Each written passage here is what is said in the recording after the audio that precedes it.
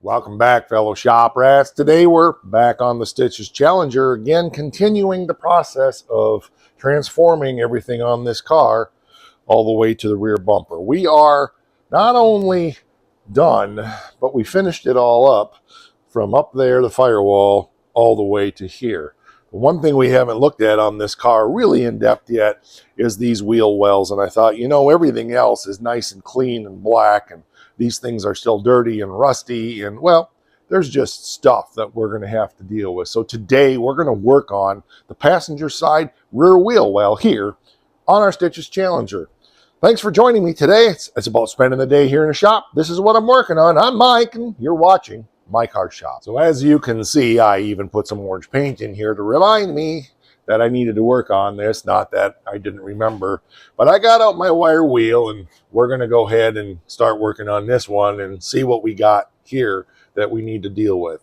I did peel some off over in this area of that factory rust proofing stuff, and there's actually some purple paint underneath there. So I think overall it's pretty good. We are going to have to replace this quarter panel. We haven't done that. We will not do that on the rotisserie because of the amount of strength this offers this car. I don't like taking those off on a rotisserie because the car can go. We already replaced the one on that side. So anyway, yeah, let's get the wire wheel out and start the nasty job of trying to get this cleaned up.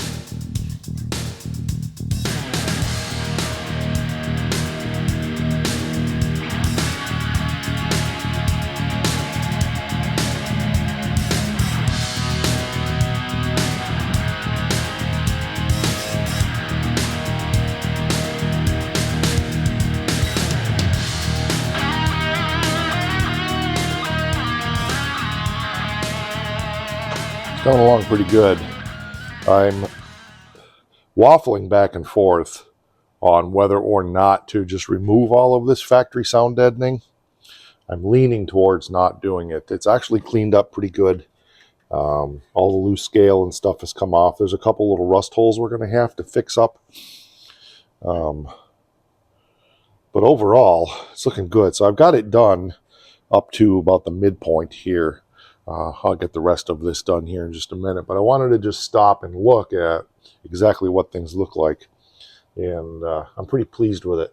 So let me go ahead and get this up in here done.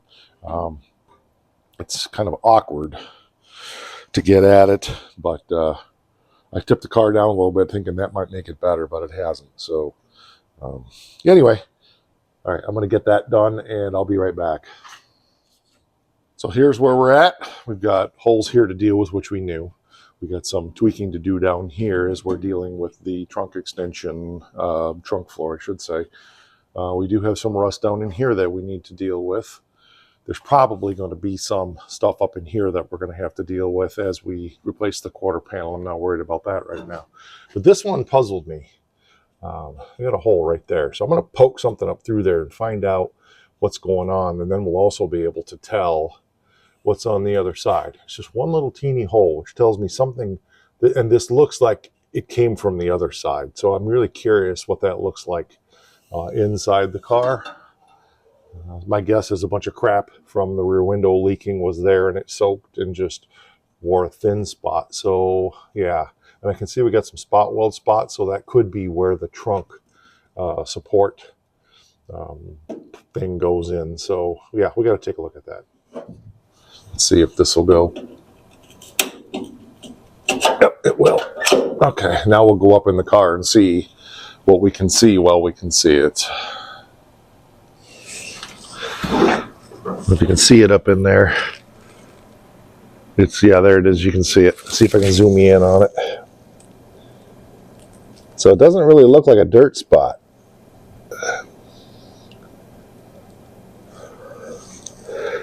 It looks like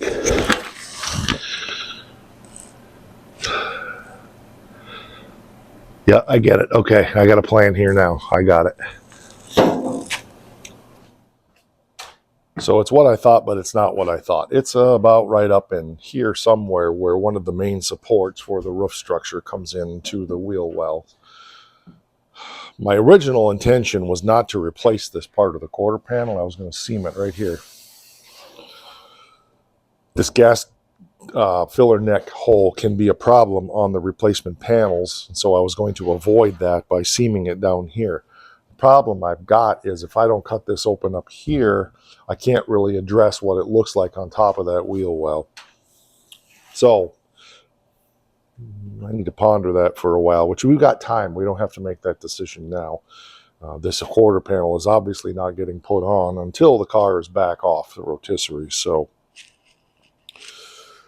yeah, fun and games. So I got to think about that. We could patch it from the bottom side, but I think what I'm going to do is leave it as it is right now. That gives me time. What I'm going to do in the wheel well today is not going to be, working on that in the future is not going to be a big problem. So I think that's the best thing to do is let's thrust forward on what our intention was, and then we'll come up with a plan for that as we move forward.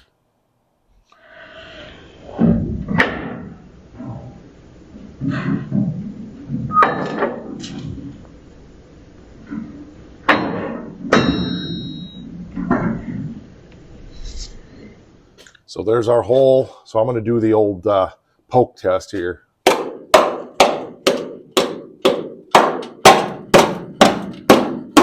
that metal is all good.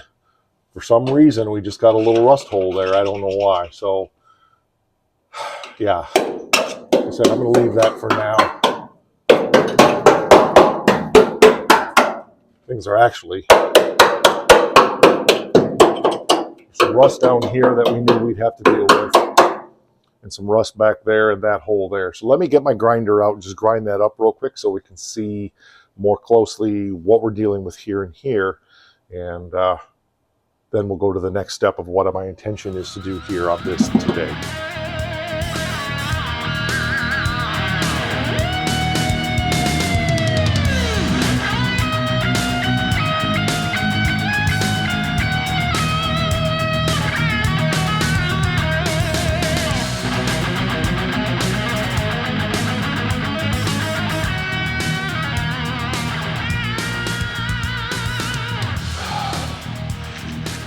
Other than the band in the middle, I've got it all ground out now.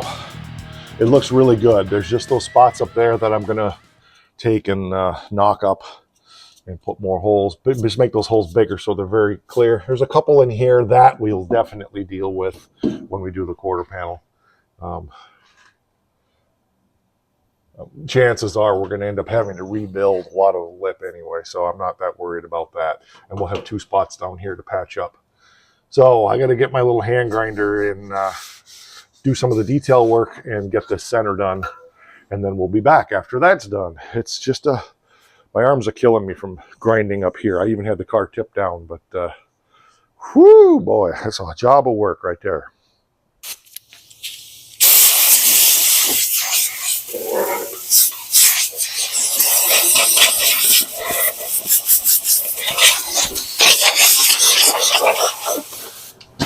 I don't really need rust conditioner everywhere, and I'm running out, so I'm going to only put it in the places I absolutely need it.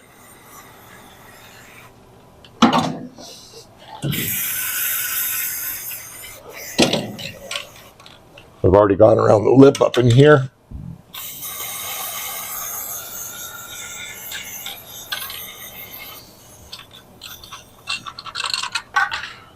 Okay, I think that covers most of it, and I just ran out. So let's get some primer after that dries, and we'll go from there.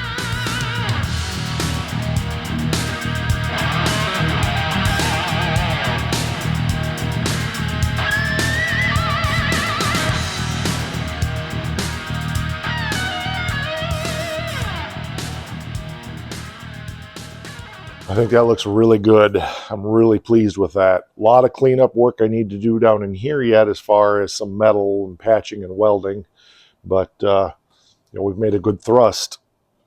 Obviously, we've got the other one to do yet. I will not be able to do that today. That one we already welded a whole bunch of patches in. So one thing I wanted to comment on is I've never had good success grinding off that factory rust proofing before, because it's always so soft and gums up the discs. But this time, I guess it's because it's so old. And when I did this work 20, 30 years ago, things weren't quite as old. this time it just flaked right off and it didn't gum up and plug up my grinding discs. So that was awesome. Actually, even though my arms are killing me from spending so much time, my arms up here like this, and I'm old, and yeah, I'm really, really thrilled with the way this turned out. So yeah, we got patches to do up here and here and here, but boom, it's a huge step forward on this project. Lost my hat somewhere. I haven't figured out where it went yet, but I'll find it. Anyway, I just wanted to mention one more thing also, that if you think about it, using the little bite approach, which we use here on the channel, every time you accomplish a bite, it's one bite out of the project. And it may be a spot this big or a spot this big or whatever, but I can't emphasize that enough, that we tend to think that restoring a car like this, or preserving one, or whatever you want to call this thing that we're doing here, we got to commit like massive amounts of time. I need to spend, like 12 hours every weekend on Saturday and 12 hours on Sunday, weekend after weekend after weekend to get a project done. Well, that's true if you want to get it done in a very, very short amount of time. But I'm telling you, I've been doing this a long time. I've been building cars for over 40 years.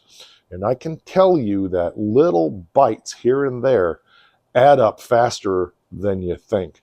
It's amazing. You go, and you think, oh, I'm not making any progress. I'm not making any progress. But you just keep taking those bites and taking those bites.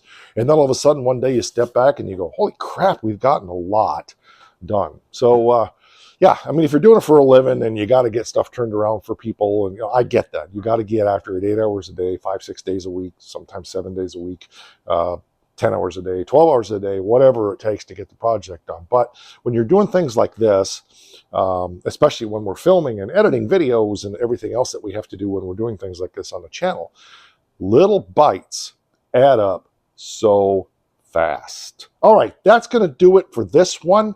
I appreciate you being here. This is what I spent the day doing. Becky and I got to head over to the city and take care of some stuff today. And there's just a lot going on, but I wanted to get another bite done on the project so that when I walk out here next time, I can look at it and go, wow, man, there we go. There's another bite taken out of this project. All right. Like, share, subscribe, all that stuff. And don't forget, because it's the most important thing around here. Whoa.